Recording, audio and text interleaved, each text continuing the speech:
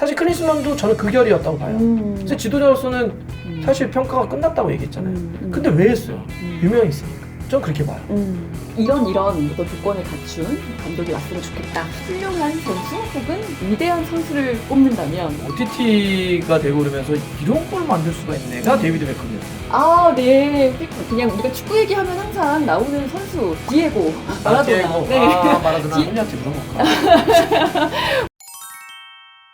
방선위원님과 축구 언제부터 축구를 좋아하셨나요? 원래 꿈이 가수였다라는 얘기가 있더라고요. 옛날 얘긴데. 아, 축구는 그냥 어렸을 때부터 저희 네. 작은 형이 축구 선수 출신이어가지고 네. 형이 축구를 워낙 좋아하고 많이 해가지고 형 따라서 어렸을 때부터 봤고요. 가수는 이제 너무 그런데, 옛날 고등학교 때. 고등학교 때 이제 그 뭐 보컬하고 그러면서 그냥 막연했죠 그때는. 그냥 노래 부르는 게 재밌다, 즐겁다. 그런데 그래서 대학을 가가지고 가요제 나가는데 이제 보컬을 찾아가서 오디션을 보려고 이렇게 기다리다가 앞에 한 3명이 노래 부르는 걸 듣고 나왔습니다. 오, 왜요? 너무 실력이 너무 잘해서 그 친구들이 난 친구들이랑 노래방에서 노래하면 되는 수준이구나. 그렇게 깨끗하게 느끼셨군요. 인정하고. 네. 오. 그래서 그다음부터는 뭐 네. 제가 뭐 하는 데까지 노력해봤기 때문에 그거에 대한 아쉬움이 있다든지 후회가 있다든지 전혀 없습니다. 네, 네. 지금 뭐 너무 최고의 또 자리에 계시니까 아유, 자기 하는 일에서 다른 스포츠들과 좀 다른 축구만의 매력이 있다면요?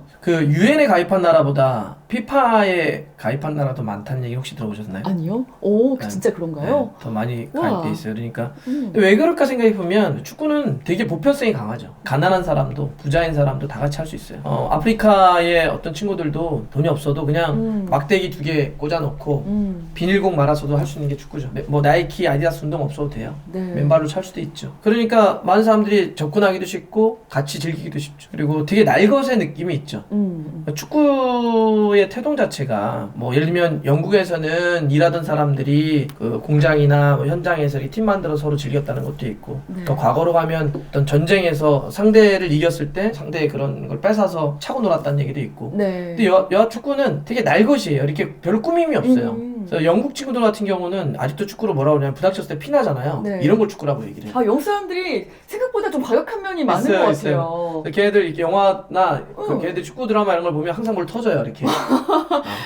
그러게요. 그래서 그런 것들이 그냥 사람들이 보기에는 꾸밈 없고 날것이고 오. 그다음에 누구나 다 쉽게 접근할 수 있고 이런 게 축구의 매력 아닐까요? 복잡하지 않잖아요, 사실. 네. 그래서 좀 그 일반적인 관객들도 어떤 허들이 없고 그냥 이제 골 넣는 경기니까 그렇죠. 앞서 좀 말씀하셨지만 뭐 전략이고 전술이고 몰라도 누구나 다 즐겁게 응원할 수 있고 관람할 수 있는 그런 경기인 것 같은데 또 하나는 이제 네. 싸움의 욕구, 투쟁의 욕구 이런 것들을 축구로 해소한다는 거죠. 네. 특히 이제 A매치 국가대항전이 그런 거죠. 그쵸, 그쵸. 우리가 일본하고 붙으면 뭐 네. 죽여라 살려라 막 이런 얘기 하는 거죠. 그런 것들도 있는 것 같아요. 사람들의 어떤 욕구를 대리 충족시켜주는. 그렇죠. 그러니까 굉장히 게임으로 사실 이제 맞아요. 그 폭력성을 최대한 줄인 그렇죠. 상태에서 맞아요. 네, 좀 쪽을 충족시켜줄 수 있는 게 또 축구인 것 같고요. 그런데 뭐 이게 좀 같은 맥락에서 이어질 수 있는 질문인지 잘 모르겠지만 미국은 왜 축구가 별로 이렇게 인기가 없을까요? 지금의 축구 룰이 만들어진 거 있잖아요. 규정이 있잖아요. 규정이 네. 만들어진 게 19세기의 말에 영국의 캠브리지에서 만들었어요. 그래서 지금 캠브리지 룰이라고 해요, 지금. 그래서 캠브리지 대학에서 만들면서 그 룰이 막 만들어졌는데 그때 갈라집니다. 야, 손 쓰면 안 돼. 이 파가 있었어요. 그게 지금의 영국 축구, 우리가 하는 축구예요. 네, 그걸 이제 풋볼이라고 하죠. 네네. 근데 한쪽에선 야, 멀쩡한 손을 왜 안 쓰냐. 이상하잖아. 왜 발만 써. 그렇게 주장했던 사람들이 미국으로 넘어갑니다. 아메리칸 풋볼로 만들죠. 네. 그래서 그게 럭비가 돼요. 지금 우리가 알고 있는. 네. 손 쓰는 거. 그쪽 파들이 그걸로 넘어가서 그걸 만들어서 그게 그 미국의 역사를 놓고 봤을 때 개척 한 발 하나씩 전진하고 맞네요. 미식축구 그러잖아요. 이렇게 그쵸. 몇 야드 전진하고 몇 야드 전진하고 이런 게 하나하나 개척 정신하고 막 자기네들의 나름대로의 그런 정체성하고 맞물리면서 또 그때 파들이 그걸로 넘어가기도 했고 그러면서 그게 가장 주요한 스포츠가 됐고 왜냐하면 축구는 야, 그 영국에 남아있는 애들이 하는 거야. 우리가 하는 거 아니야. 이렇게 되면서 그게 자리를 잡았던 거죠. 역사적인 그 배경이 있었군요. 네. 그래서 좀 그런 게 저처럼 아마 궁금하신 분들 있었을 거예요. 네, 미국이란 나라가 모든 스포츠의 강국인데 사실 축구만큼은 이렇게 뭐 항상 우승 후보에 든다거나 이러지 않으니까. 맞아요. 네. 근데 하기는 많이 해요. 지금 뭐 데이비드 베컴이 구단주도 하고 네. 하는데 다른 스포츠가 너무 커서 그렇죠. 그런가 봐요. 네. 축구도 하는데 너무 크니까. 네. 너무 많은 경기를 봐오셨고 또 해설하셨는데 혹시 그래도 그 중에서 요런 경기를 좀 기억에 남는 특별한 경기였다. 그런 게 있으시면 좀 소개해 주시죠. 제가 중계했던 거로만 놓고 보면 예전에 이제 리버풀이 챔피언스리그 뭐 축구 팬들 다 아는데 이스탄불의 네. 기적이라고 그래서 네. 그때 당시 AC 밀란이라고 하는 이탈리아 팀하고 경기를 하는데 전반전에 밀렸다가 후반전에 정말 엄청난 동점 만들고 결과적으로는 이걸 경기를 뒤집었던 경기가 있어요. 네. 기적과 같은 승부라고 하는데 오. 그 경기가 너무 기억에 남아요. 와, 축구가 이럴 수도 있구나. 아, 네. 그런 경기 한번 경험하고 나시면은 또, 아, 내가 진짜 이 길로 들어온 게 너무 잘한 일이구나. 이런 생각 드시죠. 너무 그럼요. 행복하다. 그렇죠. 성덕이죠. 음. 그러니까 사람들이 어떤 게 행복해라고 물어보면 각기 다른 대답을 하겠죠. 나는 돈을 이렇게 벌고 싶어. 그쵸. 나는 어떤 지위를 얻고 싶어. 각자의 기준이 다르니까. 만약에 모든 사람들의 행복을 한 줄로 만약에 다 묶어서 표현한다면 이런 거잖아요. 각자가 좋아하는 걸 잘해서 먹고 살 수 있다면. 이러면 다 행복하겠죠. 네, 네. 저는 그런 점에서 제가 좋아하는 일을 먹고 사는 문제까지 연결하니까 그래서 감사한 거고 성덕인 거죠. 아, 네. 이런 말 들을 때 저는 되게 멋있게 보여요, 사람이. 아니 무슨 네, 맞아요. 이 짐버가 지금 아마 짐버를 드시던 분들이 달라졌는데 디자인이 예뻐졌어요. 저희도 네. 있는데 이런 병이 아닌데 우리 집에 이게 있는 바로 게? 리미티드 에디션입니다. 네, 3,000병 한정. 벨기에 디자이너인 다이앤 폰 퍼스텐버그라는 그 디자이너가 한정판으로 짐버는 이게 생강 농축액인데 2019년에 프랑스 미식 어워드 논알코올 부문에서 대상을 차지할 정도로 뭐 사실 명성은 갖고 있는 그런 건강 음료인데요. 이제 2020년부터 한국에도 수입돼서 판매를 하고 있고 들어보면은 이렇게 막 가라앉는 거 같은 거 있잖아요. 맞아요. 이런 것들 이제 유기농이기 때문에 이제 좀 흔들어서 이제 드셔야 되는 건데 탄산수 꿀 같이 넣어서 드시거나 아니면 토닉워터 조금 달달한 거 있잖아요. 네, 축구 보실 때 네, 콜라나 맥주 대신 짐버 한번 같이 드시면 너무 좋을 것 같습니다. 그럼 이거 어떻게 주문해야 돼요? 저희 고정 댓글 보시면은 저희가 이제 구매하실 수 있는 사이트를 달아드릴게요. 네. 저 사장님 계시면 저희 달순에도 진보 PPL 좀. 아, 그리고 오프라인 매장도 있어요. 아, 그래요? 네, 오프라인 매장이 있는데 지금 약간 애매한 게 3월에는 또 다른 매장으로 그 이사를 가거든요. 그래서 꼭 주소를 잘 확인해서 가시면 좋겠습니다. 역대 한국 축구 선수 중에서 가장 훌륭한 선수 혹은 위대한 선수를 꼽는다면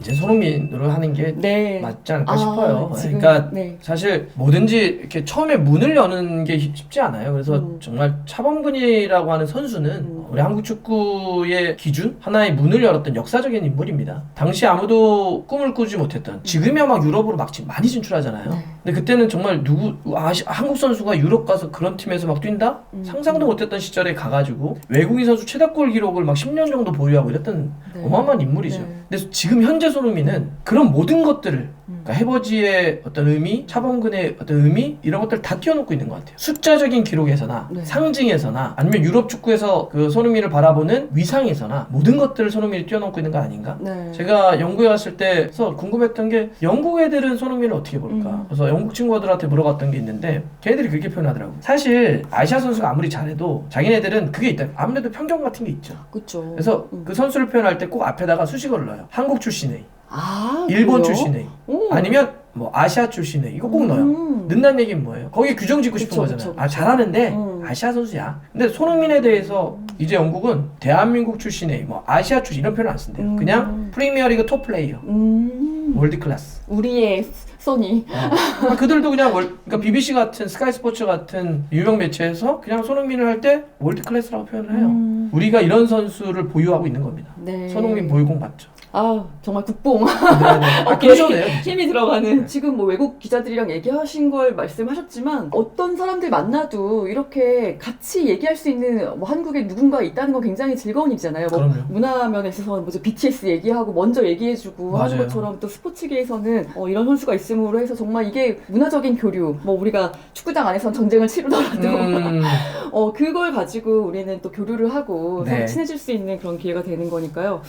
그렇다면은 역대 한국 축구팀 우리가 클린스만 얘기는 좀 많이 이제 부정적인 쪽으로 많이 했었지만 역대 한국 축구팀 감독 중에서 좀 가장 훌륭했었던 감독.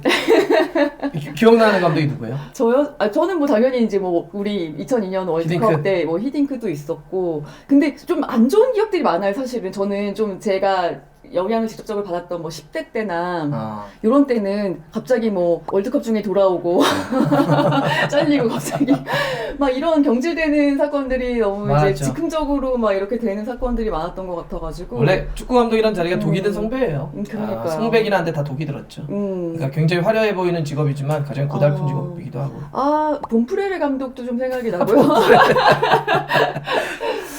네. 저도 이제 제가 왜 어떤 분 기억나냐라고 네. 했을 때 히딩크를 가장 먼저 떠오르잖아요. 아무래도 우리는 그렇죠. 히딩크 감독을 빼놓고 이 얘기를 할 수가 없죠. 사실 그러니까 히딩크 감독이 우리에게 2002년 월드컵 4강이라고 하는 정말 어마어마한 신화와 같은 성적도 내놨죠. 근데 저는 무엇보다 히딩크 감독이 우리에게 남긴 유산은 네. 4강이라고 하는 것도 있겠지만 우리가 잠재해 있던 몇 가지 잘못된 생각이라고 할까요? 생각이 전환을 가져와줬다는 점이에요. 이건 두 가지인데 하나는 이런 거죠. 그동안 우리는 한국 축구 히딩크 전에는 진단을 잘못하고 있었어요. 우리 자신을 객관화 못하고 있었다고.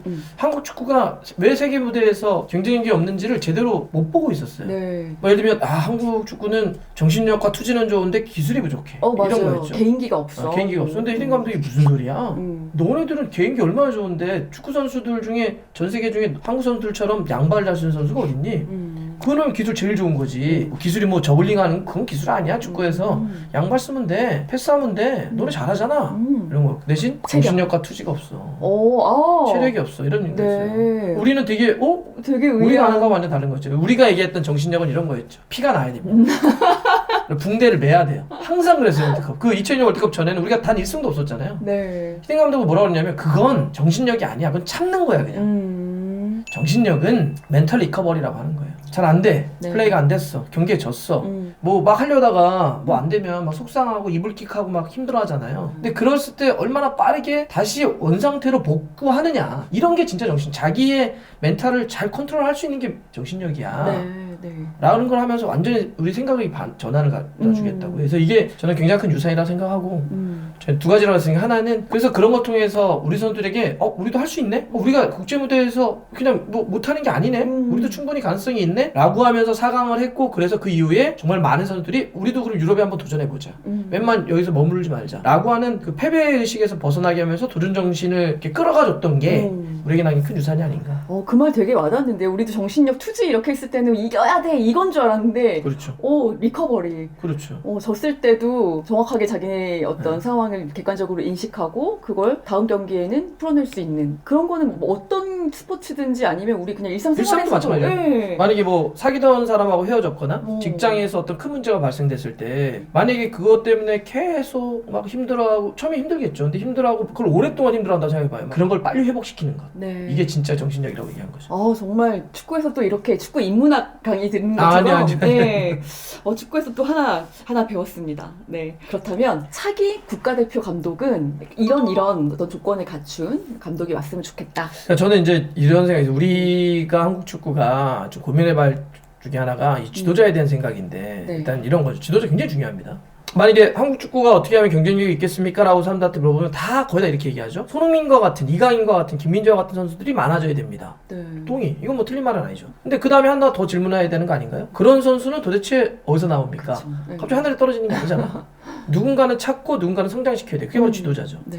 그러면 그렇게 손흥민과 김민재와 이강인과 황희찬 이런 선수들을 찾고 길러낼 지도자에 투자해야 돼요. 근데 우린 지도자에 투자하고 있느냐? 그냥 선수만 얘기하고 있지 않느냐. 그래서 이 지도자에 대한 투자를 하자는 얘기를 먼저 드리고 싶고 두 번째는 지도자를 선임하는 때 보면 여전히 우리 한국 축구에 지도자로서의 능력을 봐야 되는데 이 지도자가 유명한 사람이야? 문제네요, 그건 참. 그러니까 지도자로서의 경쟁력을 보는 것이 아니라 예를 들면 이런 거죠. 우리도 일반 사회에서 이 사람이 어디 대학 출신이야? 어디 지역 출신이야? 이거로만 모든 걸 다 평가해 버리는 거예요. 인맥, 지연, 학연 뭐 이런 걸 다 평가하는 거예요. 근데 그거보다는 어쨌든 지도자면 감독이면 감독으로서의 능력, 현재 능력을 봐야 되는 거 아니에요. 그게 그 직군이나 직업에서 요구하는 게 그거잖아요. 네. 그러면 그거 갖고 좀 더 온전하게 평가를 해야 되는데 우리는 스타 플레이어 출신이야? 월드컵 나가봤어? 상당히 큰 부분으로 감독을 선임하는 데 작용을 한단 말이죠. 근데 이러면 안 돼요. 그러니까 사실 클린스만도 저는 그 결이었다고 봐요. 선수 때 얼마나 위대합니까? 네. 근데 지도자로서는 사실 평가가 끝났다고 얘기했잖아요. 근데 왜 했어요? 유명했으니까. 저는 그렇게 봐요. 그러니까 자꾸 스타만 찾으니까 어떤 문제가 되느냐? 가격이 비싸지지 않나요? 그거보다는 네, 문제가 네. 이런 거예요. 훨씬 더 본질적인 문제인데 스타 플레이어들, 유명한 사람들은 노력하지 않아도 감독을 시켜주니까 노력하지 않아요. 난 가만히 있어도 자꾸 시켜줘. 오케이. 자, 근데 유명하지 않은 사람들, 무명. 선수 때 그렇게 유명하지 않았어요. 근데 공부를 되게 열심히 했어. 지도자가 되고 싶어서. 그런 사람들은 유명하지 않았으니까 안 써주죠. 안 써주죠. 그러면 지도자 판에 누구만 남아요? 노력하는 사람들은 안 남죠. 아. 이게 문제예요. 노력하는 사람들이 안 나오니까 지도자의 경쟁력이 있냐는 거예요. 그러면 손흥민은 누가 만들어낼 거야? 이강인은 누가 키울 거야? 김민재는 어떻게 성장시킬 거냐는 거죠. 그래서 저는 차기는 해외일 수도 있고 뭐 국내일 수도 있다고 생각하는데 네. K리그 아마 제가 뭐 굳이 실명을 한번 네. 이름 되죠. 예를 들면 네. 광주의 이종효 감독 같은 네. 서울로 이번에 간 김기동 감독처럼 정말 밑바닥에서부터 막 굴르고 실제로 자기가 지도자로서의 능력과 결과를 끌어내고 이렇게 검증받은 사람들이 이런 사람들이 지도자로서 능력 있으면 뽑아줘야죠. 그럼요. 박성 선수가 뛰었던 맨유의 지도자 알렉스 퍼거슨 네. 유명한 선수 출신이 아니에요. 선수 출신하지만 뭐 아스날을 이끌었던 아르센 벵거 그렇게 대단히 유명한 사람이 아닙니다. 근데 그 사람들은 왜 그러면 됐냐? 지도자로서 능력을 인정받았기 때문에 그런 거대한 위대한 지도자가 됐단 말이죠. 네. 우리는 한 번쯤 생각해 봐야 돼요. 이번 크리스만을 단순히 그냥 크리스만 욕하고 크리스만을 폐기 처분하는 것이 아니라 우리가 지금 감독을 선임하는 데 있어서 문제가 본질적으로 없나? 이걸 한번 좀 봐줘야죠. 네. 정말 너무 중요한 말씀 해주신 것 같아요. 네, 그러면 우리 얼마 남지 않은 시간 이제 축구 영화 얘기를 한번 해보려고 하는데요. 사실 저도 축구 영화를 이번에 다시 한번 찾아보니까 저는 축구 영화가 내가 본 게 뭐 얼마나 많이 있었나 봤더니 많더라고요. 많고 대부분 다 실화를 바탕으로 한 그런 영화들이었고 네네. 다큐멘터리는 요즘 그 OTT에서 워낙 많이 나오잖아요. 네. 잘 만들었더라고요. 뭐 넷플릭스, 뭐 애플에서도 만드는 것 같고, 뭐 아마존 프라임, 뭐 이런 데서도 계속해서 이제 구단별로 막 시즌으로 이렇게 만들더라고요. 뭐 재밌게 보시는 분들 많으실 텐데, 좀 요즘에 인상 깊게 보신 뭐 영화나 드라마 있을까요? 시리즈? 축구와 관련해서요? 네, 축구. 근래 보면서 와 이거 진짜 어마어마하네. 그러니까 OTT가 되고 그러면서 이런 걸 만들 수가 있네가 데이비드 베컴이었어요. 아, 네, 베컴. 진짜 네. 재밌게 봤어요. 잘생겼어요. 아니 너무 비현실적으로 잘생기게 나오지 않아요? 그 특히 오. 빅토리아 베컴이 네. 아이를 낳나? 네네. 아이 낳았다는 걸 전할 때 기자들 앞에서 그냥 이렇게 옷 딱 입고 나와서 나 저도 보고 저기 맞아? 사람이야? 너무 옷도 너무 멋있지만 근데 약간 깨는 건 목소리. 맞아요. 베컴은 약간 네. 너무 잘생겼다는 것도 있지만 제가 되게 일단 놀랬던 포인트 중에 하나는 그런 장면 아마 보신 분들은 데이비드 베컴이 중요한 순간에 코너킥을 차는 네, 걸 보여줘요. 네. 실제 경기에서 그리고 그거 중계권 어떻게 사는지 모르겠는데 중계권 다 사야 되거든요. 네, 그렇죠. 경기 장면을 쓰려면 딱 차려고 할 때 그 아빠가 어렸을 때 데이비드 베컴이 코너킥을 차는 거하고 계속 교차 편집을 합니다. 네, 저도 기억나요. 네. 야 이게 가능하구나. 네. 그리고 대단한 사람들이 나와서 카메오로 출연하잖아요. 네. 시메오네 같은 경우는 사실 그쵸. 데이비드 베컴의 서사의 정점에 있잖아요. 네. 태클 들어가서 퇴장당하는. 그쵸. 근데 시메오네가 나와서 인터뷰를 하는. 와 이렇게 만들 수 있구나. 대단하다고 맞아요. 느꼈어요. 그러니까 다큐멘터리의 어떤 그 최고였어요. 화법에 대해서 굉장히 좀 놀라게 만들었던 작품인 것 같네요. 맞아요. 그러니까 어릴 때부터 어떤 뭐 6mm 카메라로 이렇게 영상을 찍을 수 있었던 시대부터는 그렇죠. 확실히 또 이제 얘가 좀 뭔가 이런 쪽으로 될 것 같다 하면 뭐 안 되더라도 일단은 다 찍어놓고 뭐 훈련하는 것들 이런 게 다 나중에는 이렇게 중요한 자료로 활용이 될 수 있고 나중에는 사람들한테 너무 이렇게 즐거움과 감동을 줄 수 있는 그런 시대가 된 것 같아요. 축구를 포함을 한 모든 스포츠 영화는 네. 이제 문제는 이런 거잖아요. 그러니까 그 스포츠 종목 자체로 들어가 버리면 배우가 그 스포츠를 연기해야 한다는 한계에 부닥칩니다. 야구면 야구를 해야 되고 축구면 축구를 해야 되는데 아무리 그 사람이 평상시 훈련을 그 영화를 위해 훈련을 했다고 하더라도 프로들이 하는 것만큼 할 수가 없어요. 그러니까 다 오글거리죠. 그래서 저는 한계가 있다고 봐요. 그러니 아예 소림 축구처럼 아예 펑키하게 가면서 루저들의 그 게임으로 가버리면 그거는 약간 메시지가 다르죠. 그럼요. 그렇게 가든지 아니면 이렇게 다큐로 가서 데이비드 베컴이 실제 인물이고 실제 뛰는 걸 보니 거기에 어색함이 없죠. 거죠. 근데 거기에 이제 서사를 집어넣는 거잖아요. 데이비드 베컴이 막 정말 그 이후에 너무 고통스러웠고 혼란했고 네. 그러면서 그걸 다시 성장해 극복해내고 이런 게 너무 재밌더라고요. 네. 이렇게 가든지.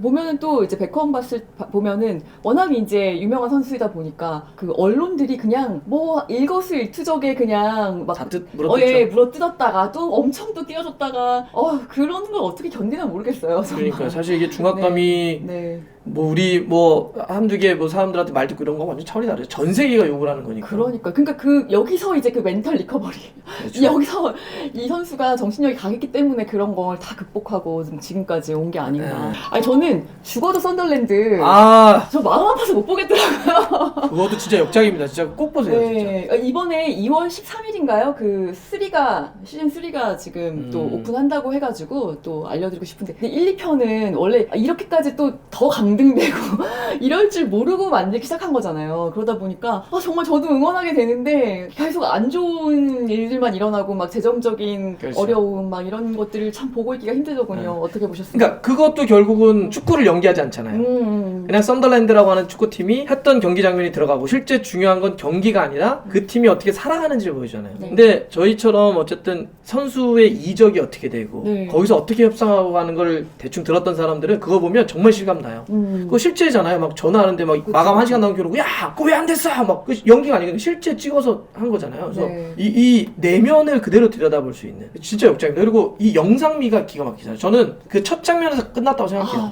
그 뭐 예를 들면서 우리가 축구 다큐라고 하면 저도 처음에 죽어도 썬더랜드 이래가지고 뭐 그냥 썬더랜드가 뭐 경기하는 것부터 보여주겠다 아니면 뭐 서포터들이 막 하는 거 보여주겠다 싶었더니 지미집이라고 하잖아요. 네. 카메라가 성당을 딱 비치면서 싹 들어가서 거기서 이제 이게 뭐야? 이 영상미와 이거 뭐야? 막 이래가지고 KBS 예능을 하나 찍을 때 네. 처음에 예능 네. PD님이 오셔가지고 저한테 예능을 찍자는 거예요. 그래서 제가 그때 처음에는 제가 예능을 일단 능력도 안 되고 그다음에 너무 어색하기도 하고 좀 그렇습니다. 그랬더니 그 PD가 뭐라 그랬냐면 저한테 갑자기 네. 형님이라고 되겠습니까? 그러더라고요. 오. 역시 예능 PD님들이 그러더라고요. 제가 형님이라고 되겠습니까? 오. 뭐 편하실 때 그랬더니 형님 저 여기서 무슨 뭐 옛날식의 예능 만들고 싶은 거 아니다. 그러면서 했던 말이 죽어도 썬더랜드 보셨죠? 저는 KBS에서 그런 걸 만들고 싶다. 딱 그렇게 찝어가지고 네. 그래서 형님이 그 안에서 죽어도 썬더랜드 같은 걸 보여줬으면 좋겠다. 오. 그러면서 또 이건 얘기도 되나요? 방송인데? 그럼요. 그래서 형님 저 KBS 성공해가지고 넷플릭스 가는 게 제 목표입니다. 우리 다 목표야. 우리 다 성공해서 넷플릭스 찍는 거. 진짜. 죽어도 썬더랜드는 네, 참 잘 만든. 네, 그 진짜 잘 만든 거죠. 그것도 꼭 보셨으면. 네, 맞아요. 네. 또 뭐 기억나는 영화나 드라마 있으실까요? 또 축구 팬들도 그렇고 저도 그렇고 아무래도 골.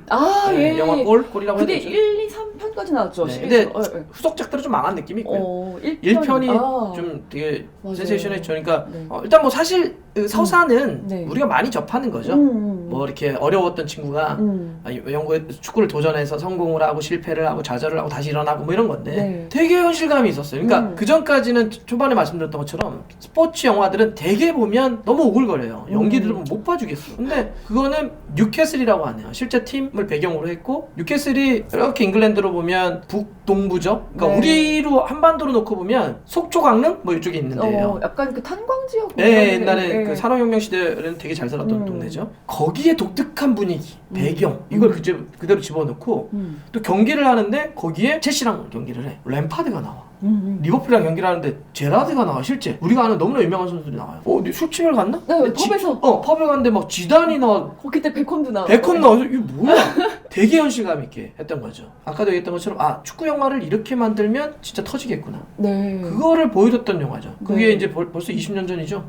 꽤 오래된 꽤 영화예요. 네. 그때 그게 저는 이제 약간 분기점의 느낌도 있었어요. 혹시 그러면 축구 영화 같은 걸 만들어 보고 싶은 생각은 지금 말씀하신 맥락을 들어보면은 일단 연기하는 건 너무 어색하니까 그러면 뭐 다큐라든가 이런 걸 제작해 보고 싶은 생각은 없으신가요? 저는 우리나라의 축구의 100년을 통틀면 3명이잖아요. 차범근, 박지성, 손흥민 손흥민. 네, 지금까지. 네. 이 세 명을 한 명 한 명씩 해서 그런 다큐 만들었으면 좋겠어요. 제가 만든다는 게 아니고 네네. 그런 걸 만들었으면 좋겠어요. 그 정말 한 명 한 명이 다 가치 있고 한 명 한 명이 다 엄청난 서사들을 갖고 있거든요. 그래서 우리도 이런 거 만들면 되게 좋을 것 같아요. 네. 직접 제작 같은 것도 해보시죠. 소니한테 물어볼까? 왜냐면은 또 워낙 친분도 있으시고 제일 잘하시니까. 네. 저는 그 경기 장면이 많이 안 나오는 영화 중에 댄드 유나이티드라고.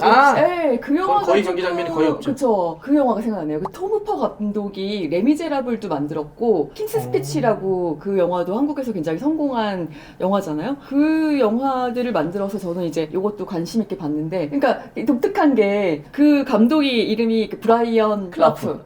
그 감독이 막 잘 나갔던 때를 보여주는 게 아니라 그거보다는 굉장히 그 리즈 유나이티드에서 막 결국에 6개월 만인가 쫓겨난 이야기를 다루고 있어가지고. 며칠 안 있었어요. 6개월도 안 있었어요. 6개월도 2달도 못 있었을 거예요. 정말요? 그 정도로. 그래서 그 전 감독인 그 돈 레비 감독? 그 감독의 약간의 갈등 이런 것 때문에 참 그의 그림자를 넘어서지 못하고 결국에는 이게 쫓겨나는 그런 모습을 봤는데, 이런 걸 영화로 만들어야겠다라고 생각하는 것 자체가 굉장히 독특하다. 이렇게 생각했거든요. 브라이언 클럽이라고 하는 그 감독은 영국인이 가장 사랑한 축구 감독이라고 표현해요. 그래요? 그 정도? 그러니까 정말 조그마한 팀, 더비 카운티 아니면 노팅엄. 네. 지금도 이렇게 그런 팀 있어? 라는 분들도 계실 거예요. 물론 축구 아시는 분들은 다 아는 팀이지만. 근데 그런 조그만 팀을 막 2부에서 막 프리미어 1부를 승격시키고 승격시켜가지고 막 그 지금으로 하면 챔피언스 리그죠. 유러피언 컵 이런 데 나가서 우승시키고 말도 안 되는 막 그걸 해요. 그런 거였고, 또 캐릭터 자체가 되게 약간 연예인 캐릭터도 좀 있었고, 그리고 아까 돈 레비의 리즈가 이제 당시에 그 더티 리즈라고 그래가지고 되게 막 거칠게 하고 막 그럴 텐데 그 서사하고도 해가지고 그 BBC인가? 네. 어디 나가서 막 설전하잖아요. 네, 그랬던 거 실제 설전했어요, 실제. 그런 것들을 다 묶어서 영화를 만들어서 그것도 경기를 포커스를 맞춘 게 아니라 그 브라이언 클러프라고 하는 감독의 어떤 대서사. 이걸 묶어서 했죠. 그래서 그것도 되게 유명하죠. 네. 그래서 댄드 유나이티드라는 작품도 한번 추천을 드려보겠습니다. 마지막으로 한 작품 정도 더 얘기하고 싶은데요. 이거는 그냥 우리가 축구 얘기하면 항상 나오는 선수 디에고 마라도나. 마라도나. 디에고라는 그 이제 다큐멘터리죠. 마라도나의 다큐멘터리. 마라도나 펠레 아니겠습니까? 또 우리가 그렇죠. 축구 팬들 사이에서 항상 이야기 나오는 디에고라는 작품 어떻게 보셨나요? 저 디에고는 못 보셨어요? 그러면 근데 제가 마라도나는 사실 마라도나 얘기해 주세요. 마라도나는 제 어렸을 때 그냥 우상이었어, 우상. 그래서 마라도나, 요즘 만약에 메시를 좋아하시는 분들이 계시다면 제 어렸을 때 마라도나가 메시였죠. 그리고 실제로 마라도나를 제가 단독 인터뷰를 한 적이 있습니다. 진짜요? 얼마나 떨렸던지. 그 자료하면 우리 꼭 준비해 주십시오. 단독 인터뷰를 했는데 그때 제가 그래서 마라도나에게 무조건 사인을 받겠다. 끝나면 그때 아이마르라고 하는 친구가 있어요. 그 친구도 유명합니다. 그래서 처음에 바로 이제 인터뷰 끝나고 사인을 제 아르헨티나 유니폼을 입었었거든요. 바로 이렇게 가면 그럴 것 같아서 일단 아이마르에게 받고 있는데 마라도나 가버렸어. 어떡해. 오 마이 갓. 그래서 정말 눈물이 날 것 같았고, 나중에 마라도나가 타계했다 그랬을 때 너무 일찍 돌아가셨어요. 진짜 그날 잠을 못 잤죠.